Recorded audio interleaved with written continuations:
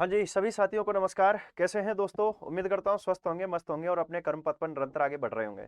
दोस्तों, मैं दीपक डागोर इस चैनल पर, यूट्यूब चैनल पर आपका हार्दिक स्वागत करता हूँ। दोस्तों, मैं आपके लिए जो फर्स्ट ग्रेड, सेकंड ग्रेड या जो आपके मेन टॉपिक हैं, उनका एक शॉर्ट वीडियो लेकर के आता हूँ आपके लिए, क्योंकि मैं अभी कोर्स का कर रहा हूँ रिकॉर्डिंग।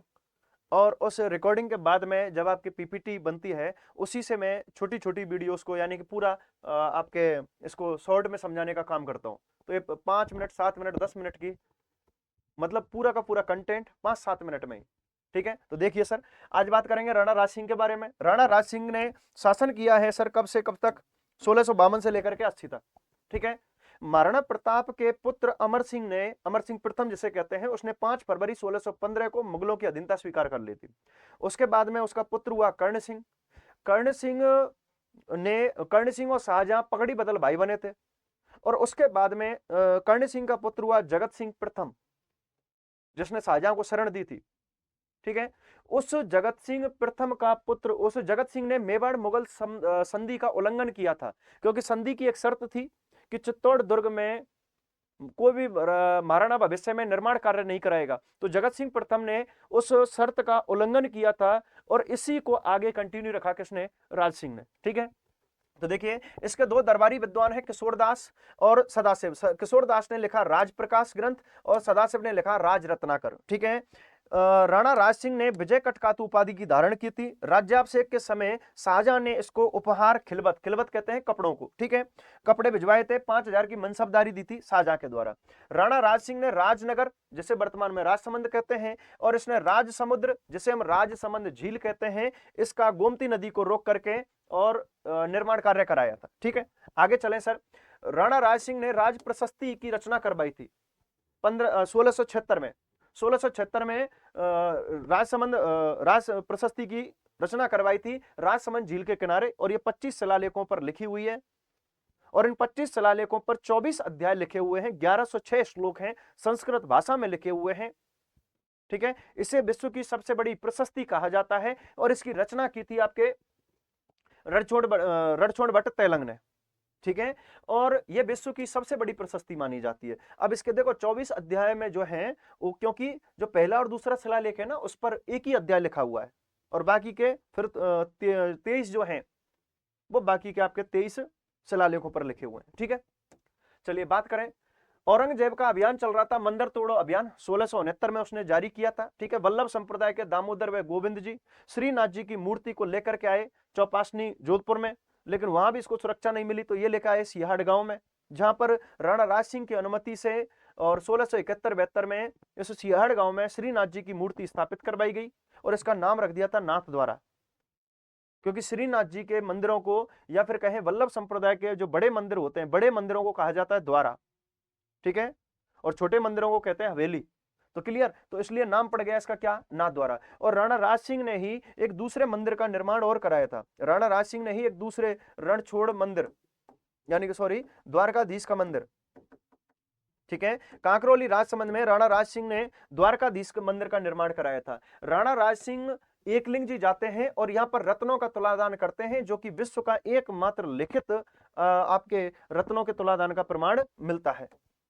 ठीक है। फिर आपके राणा राज सिंह ने चित्तौड़ के मरम्मत कार्य को जारी रखा था। इस बात का जब पता चलता है शाहजहां को, तो शाहजहां ने सादुल्ला खां के, अब इसका सेनापति था, सादुल्ला खां के नेतृत्व में मुगल सेना भेजी चित्तौड़, और जितना भी निर्माण कार्य कराया था, मरम्मत कार्य करवाया था, उसको फड़वा दिया।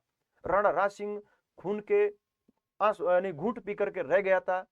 ठीक है। बोला अपना भी टाइम आएगा, और टाइम आया राणा राज सिंह का कब? जब शाहजहां बीमार पड़ा, शाहजहां के बीमार पड़ने के बाद में मुगलों के शाहजहां के जो पुत्र थे, उसमें उत्तराधिकार के लिए युद्ध छिड़ गया था। ठीक है।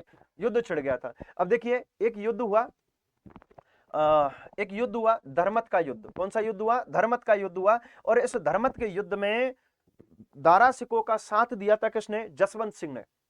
ठीक है। जसवंत सिंह ने साथ दिया था, और औरंगजेब के खिलाफ। लेकिन जब इस युद्ध में हारने के बाद में दारा सिंह को मदद मांगने आया राज सिंह के पास में, राज सिंह ने मना कर दिया था। ठीक है। औरंगजेब उत्तराधिकारी बनना चाहता था, मुगल बादशाह बनना चाहता था, लेकिन शाहजहां ने अपनी पुत्री जहां आरा के कहने पर दारा सिकों को उत्तराधिकारी घोषित किया था। और ये शाहजहां के 4 पुत्र हैं। ठीक है, चलिए आगे बात करें। औरंगजेब, अच्छा एक पॉइंट और होगा इधर, ठीक है ये रहा। औरंगजेब ने 1658 में टीका दौड़, यानी कि वर्ष का जो पहला शिकार का आयोजन करवाया जाता है उसे टीका दौड़ कहते हैं। इस टीका दौड़ की आड़ में कई सारे मुगल थानों को लूटना और मुगलों के अधीन क्षेत्रों पर अपना अधिकार कार्य शुरू कर दिया था।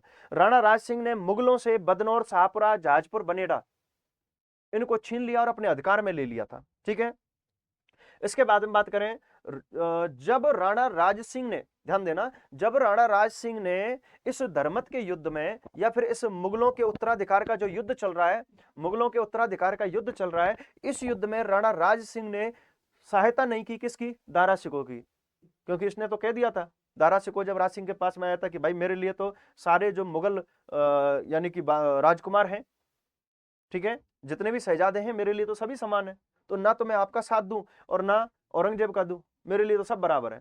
जब आगे चल करके औरंगजेब मुगल बादशाह बनता है तो इस औरंगजेब ने प्रसन्न होकर के, खुश होकर के राणा राज सिंह को डूंगरपुर और बांसवाड़ा के परगने दिए थे और राणा राज सिंह की मनसबदारी 5000 से बढ़ाकर कितनी कर दी? 6000 कर दी थी। लेकिन इस गधे को यह नहीं पता है औरंगजेब को कि राणा राज सिंह तो पहले ही बहुत सारे क्षेत्रों को जीत चुका है। ठीक है, ये धोखे में अभी भी। ठीक है, फिर औरंगजेब और राणा राज सिंह के मध्य मतभेद का कारण क्या है? चारुमती से विवाह, जो कि किशनगढ़ की राजकुमारी थी, और इसी के लिए एक युद्ध होता है देसुरी की नाल का युद्ध, और इसमें सलूमर का सरदार और राणा राज सिंह का सेनापति रतन सिंह चुंडावत देसुरी की नाल में, जो कि पाली और राजसमंद की सीमा पर है, यहां पर लड़ता हुआ वीरगति को प्राप्त होता है। रतन सिंह की पत्नी थी सैल कबर, और सैल कबर से इसने निशानी मांगी थी, जिसे हम आड़ी रानी के नाम से जानते हैं, तो इसने अपनी गर्दन काट करके दे दी थी, और इसी के ऊपर मेघराज मुकुल ने सेनाडी नामक कविता लिखी है। ठीक है, दूसरा कारण था रूपनगढ़ की राजकुमारी थी चंचल रूपमती, और इसके पप्पा विक्रम पर आक्रमण कर दिया था औरंगजेब ने, तो मदद मांगी चंचल ने राज सिंह से। ठीक है, राज सिंह आता है और उससे भी क्या करता है? विवाह। कहानी नहीं सुना रहा हूं मैं। ठीक है, अगला जजिया कर का विरोध। जजिया कर को बंद किया था अकबर ने 1564 में, लेकिन इसे पुनः लागू कर दिया 2 अप्रैल 1669 में औरंगजेब ने।